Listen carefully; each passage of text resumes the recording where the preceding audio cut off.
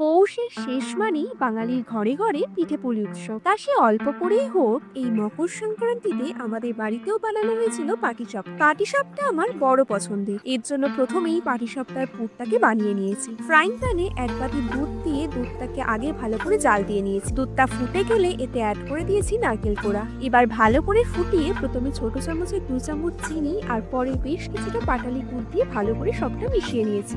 লাস্টে 2 চামচ মতো নলেন গুড় দিয়ে ভালো করে মিশিয়ে নিলেই নারকেলের পুর একদম রেডি। এবার পাটিসাপটা ব্যাটারটা বানাতে নিয়েছি ময়দা আর ময়দার অর্ধেক পরিমাণ চালের গুঁড়ো, স্বাদ মতো নুন দিয়ে সবটা ভালো করে মিশিয়ে অল্প অল্প দুধ দিয়ে একটা স্মুথ ব্যাটার তৈরি করে নিয়েছি। 30 মিনিট ব্যাটারটাকে রেস্টে রাখার পর নিয়েছি একটা চাটু। এবার অল্প একটু ঘি ব্রাশ করে ব্যাটারটা সামান্য পরিমাণে নিয়ে গোল করে স্প্রেড করে স্লো আঁচে হতে দিয়েছি প্রায় 2 মিনিট। নারকেলের পুর অল্প করে দিয়ে এপাশ ওপাশ মুড়ে নিলেই পাটিসাপটা রেডি। আপনাদের এই মকর সংক্রান্তিতে কার কার বাড়িতে কি কি পিঠে হলো জানাবেন তো।